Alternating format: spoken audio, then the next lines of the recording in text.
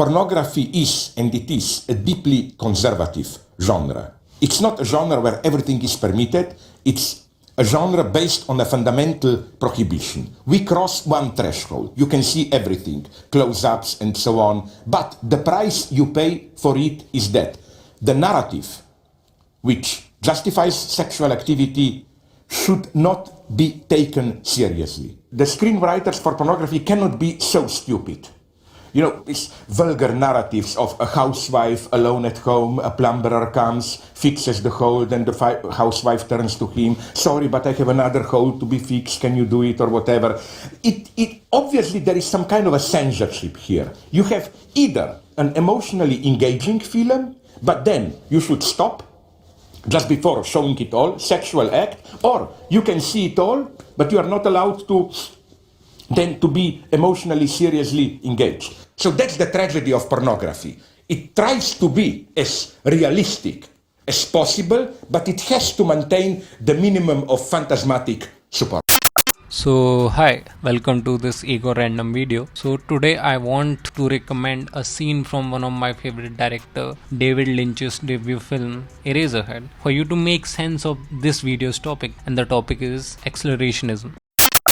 If you have watched the movie, then you will know the context of this scene. In the scene, our protagonist is consumed in the industrial and dystopian-like settings of the city of Philadelphia. But it's not specified in the movie if the city which is depicted is actually Philadelphia. But knowing the life of David Lynch, we can make sense of this relation. So he's consumed in this dystopian-like settings to which he's unable to see any escape from. The settings of the machine-like system have run its course, and our protagonist is not particularly in any control of the things and events around him. And on top of that, he can't influence the outcome of anything. It's like an accumulation of systematic cogs where you put the initial spin, and after doing so, stopping the established rotating mechanism is out of your hands. In other words, a perfect hell.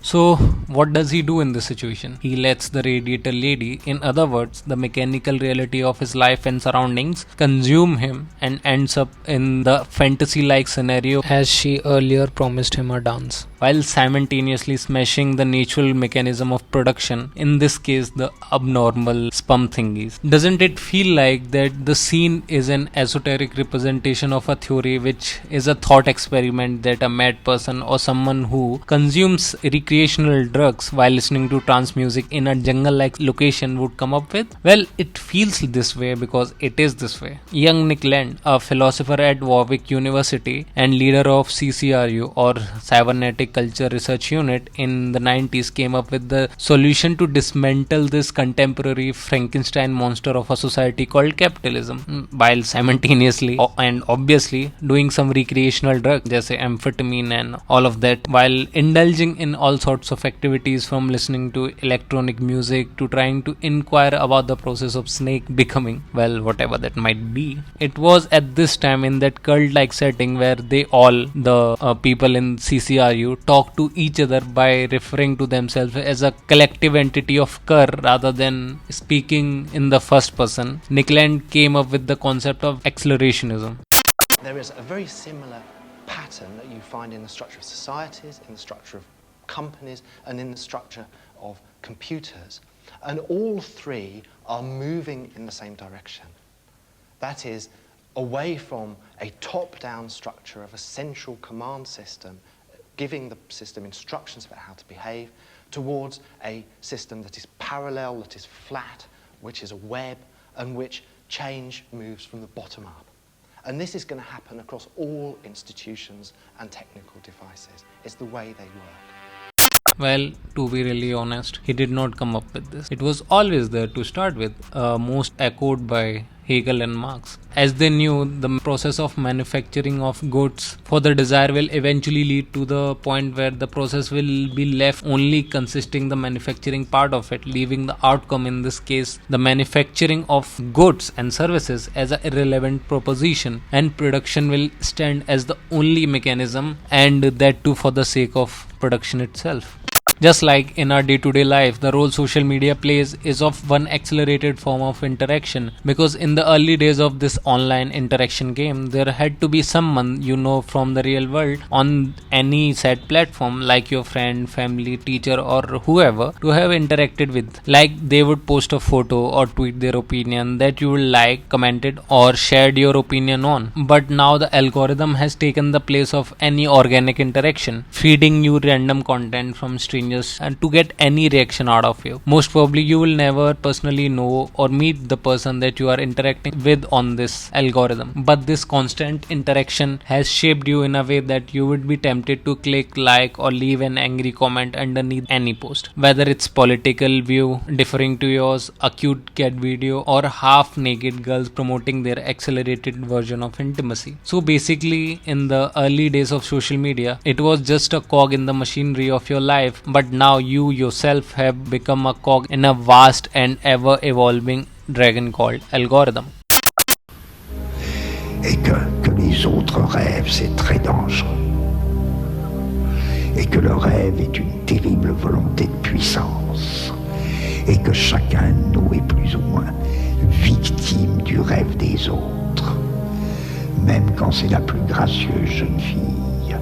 Même quand c'est la plus gracieuse jeune fille, c'est une terrible dévorante. Pas par son âme, mais par ses rêves. Méfiez-vous du rêve de l'autre, parce que si vous êtes pris dans le rêve de l'autre, vous êtes foutu. Bon, ne soyez jamais pris dans le rêve de l'autre. But here I am tempted to use delusion vocabulary, as I refer to the algorithm as a body without organs, as it is only the placeholder of production, in this particular case the production of desire in the vast body of capitalism, which just wanna produce the desire to interact and feel of some notable worth on a platform where someone gets all the attention by doing silliest of the acts is what this body wants. And to take it a notch further, the desire seems to take the form of a self-swallowing snake, where the production of desire seems to be the only desirable thing left. Nick Land was mostly influenced by the ideas of deconstructivists such as Jacques Derrida, Gilles Deleuze, and Felix Guattari. As Nick Land, in a quick and dirty introduction to accelerationism, wrote, For accelerationism, the crucial lesson was this: a negative feedback circuit, such as a steam engine, governor, or a thermostat, functions to keep some state of a system in the same place. Its product, in the language formulated by French philosophical cyberneticists Gilles Deleuze and Felix Guattari, is territorialization. To capture the contrary trend, characterized by self-reinforcing errancy, flight, or escape, DNG coined the inelegant but influential term deterritorialization. Deterritorialization is the only thing accelerationism has ever really talked about. These themes were vibrant in Deleuze and Guattari's whole philosophy, and were most vibrant in their book called Anti-Oedipus, where they described the reality in two much easier terms, that being capitalism and schizophrenia. You might not regard schizophrenia here as a psychological condition with the same name, but the gist refers to the same thing. They say that we are desiring machine with no comprehension of what to desire. Our desire has no pattern, neither can be understood. Decoded desires and desires for decoding have always existed. History is full of them. Capitalism and its break are defined not solely by decoded flows, but by the generalized decoding of flows, the new massive deterritorialization, the conjunction of deterritorialized flows. They say that it comes to us in its own way, as the dreams and visions come to a psychologically schizophrenic patient. On the other hand, we have manufactured the most efficient machinery of production that has only one function, and that is to produce, and we call it capitalism. So it was inevitable that one day might come when we start to demand the production of desire itself from this machinery. And as we don't have any understanding of what to desire, this machinery will dictate that the production of desire is the only desirable reality. So, what is the end game, you might ask? Well, I don't know, to be really honest. But young Nick Land told us that we should accelerate the process of production of desire to either a dystopian or a utopian end of it, where we might be free of desire, or there will be left nothing to desire. In both cases, the only way to even imagine a different system other than capitalism is at the place where the most efficient production machine will most probably produce its own destruction. So, it's best for you and me to let the radiator lady consume us, or let us stare at the radiator until it's not functional anymore. Until then, it's beyond us. Bye. You've got two choices. Either being is, or being is not. And since being is not the same as becoming, becoming is the same, or change is the same as not being. Well now, how can you have change if there is no being to change?